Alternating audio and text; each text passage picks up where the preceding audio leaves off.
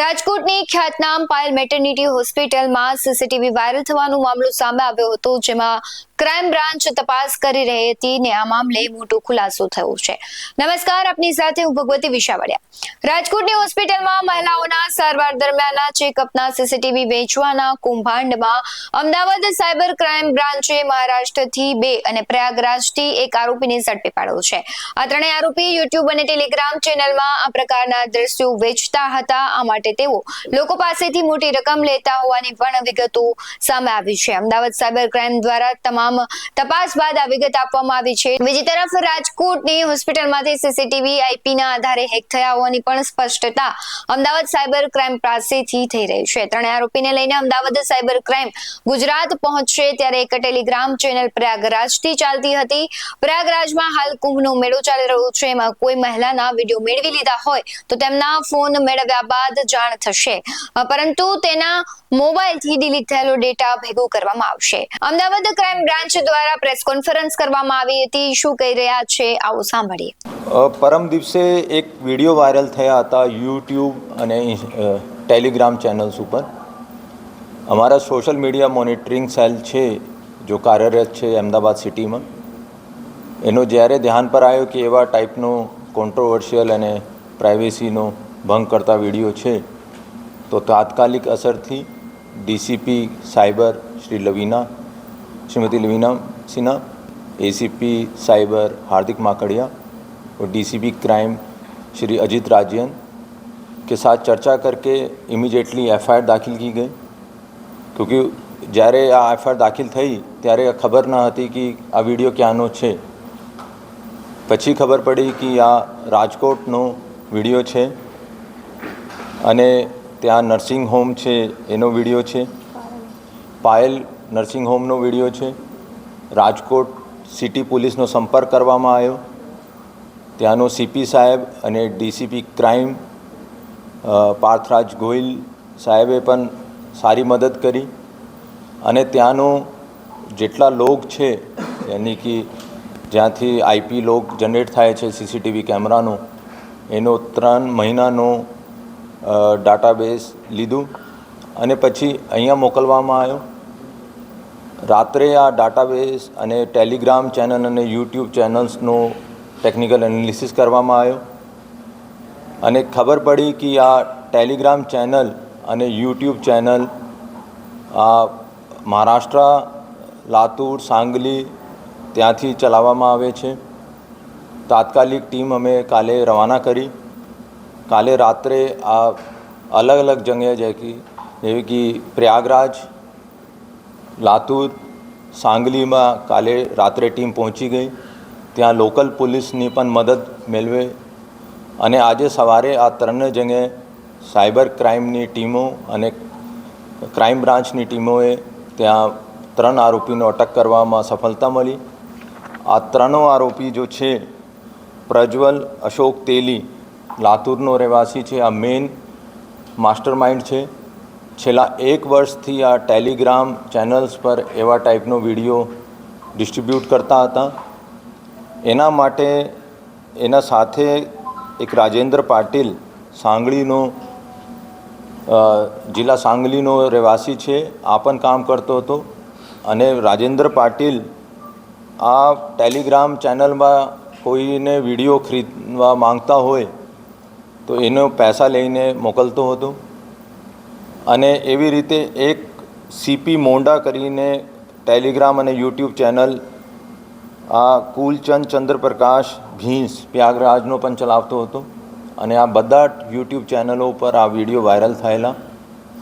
આ લોકોનો અત્યારે ત્યાંથી અમારી ટીમો લઈને રવાના થઈ ગઈ છે. કાલે બપોર સુધી અહીંયા આવી જશે. આ લોકોનો રિમાન્ડ મેળવવામાં આવશે, અટક કરવામાં આવશે. અને જો પ્રાથમિક દૃષ્ટિ જોઈએ તો આ લોકો રોમાનિયા અને એટલાન્ટા ત્યાંનો હેકર્સના જોડે વર્ચ્યુઅલ નંબરથી સંપર્કમાં છે. અને પ્રાથમિક દૃષ્ટિએ લાગે છે કે આ હેકર્સે ફક્ત રાજકોટનો નથી પર દેશનો અલગ અલગ હોસ્પિટલનો પણ સીસીટીવી હેક કરેલા છે.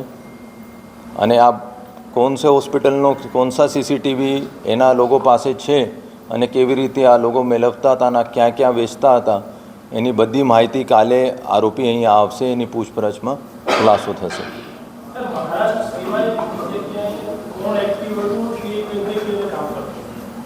હું કીધું છે કે એને બધું મોબાઈલની ડિટેલ્સ, CDR, IPDR બધું અમે એનાલાઇઝ કરી રહ્યા છે. આ એને જો પેમેન્ટ ક્યાં ક્યાંથી મેળવી છે અને કોને કોને પાસેથી આ લોકો કેમેરાનો ફૂટેજ લેતા હતા, આ તમામ જો માહિતી છે આ કાલે આરોપી આવે પછી અમે વિગતવાર જણાવવામાં આવશે. 1 વર્ષથી આ લોકો આ ગ્રુપ ચલાવતો હતો. 2 જણા 12મી પાસ છે અને એક PTC પાસ છે.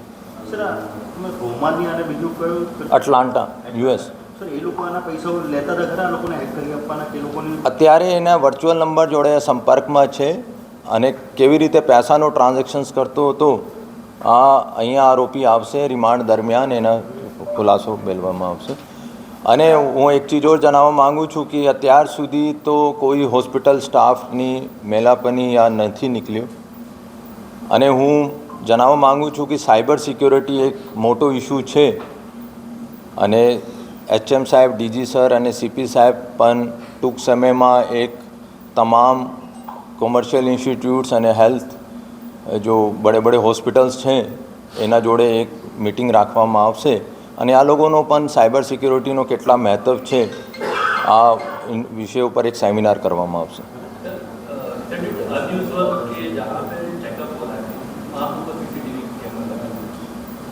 We have asked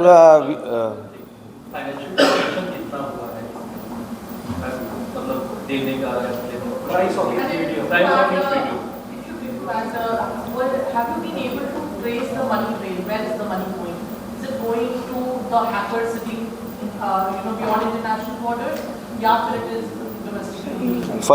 First query that we have asked from the health department whether they can put it in the labor room or not. Once we get reply from them, then we can act on it. Second, कितना पैसा ट्रांजेक्ट हुआ है, उसके UPI transactions में काफ़ी पैसा आया है और वो जो बात है कि आगे हैकर्स को कितना देता है और किस मोड में देता है, that we have to interrogate and then we can come to the conclusion.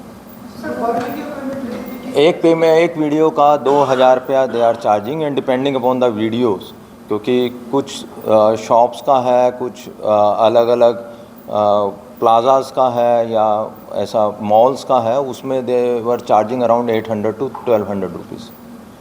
और कोई इनडिसेंट वूमेंट वो, हाँ, वो depending upon the video and quality and उस पर वो दे आर चार्जिंग. અને એમાં 2 ચીજ છે. એક છે કે વિડીયો લઈને જો ડિસ્ટ્રીબ્યુટ કરે છે અને એક છે જો યુઝર છે. અને ઘણા બધા ટેલિગ્રામ ગ્રુપમાં નામથી નહીં અથવા આઈડીથી પણ એડ થાય છે. તો ખરેખર શું એકચ્યુઅલ આઈડી છે, શું એના મોબાઈલ નંબર છે, આ બધું વિગત અહીંયા આવીને, ક્યોંકि અમારો પહેલાં કામ હતો કે ત્યાં આરોપી પાસે પહોંચી જાય, એનો અટક કરીએ અને અહીંયા લેતા આવીએ અને કોઈ ડિજિટલ એવિડન્સીસ ડિલીટ ના થાય. અને આ જો ટીમ ગઈ છે એટલી બધી અમે અહીંથી ટેકનિકલ એનો સપોર્ટ કરીએ છીએ, પરંતુ અહીંયા આવીને અમારી પાસે વધારે ટેકનિકલ એક્સપર્ટીઝ છે, તો અહીંયા આવીને વધારે ટેકનિકલ એનાલિસિસ પછી અમે આપ લોકોનો વધારે માહિતી આપી શકીએ છીએ.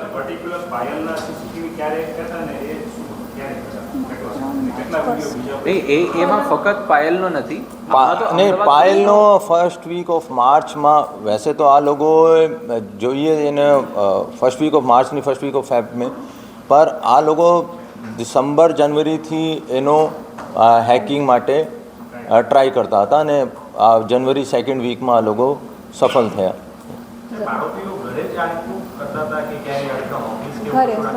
નહીં, એક આ જો હતા તેલી, આ ભાડે પર મકાન લઈને ત્યાં રહેતો હતો અને બાકી 2 ઘરે થયા.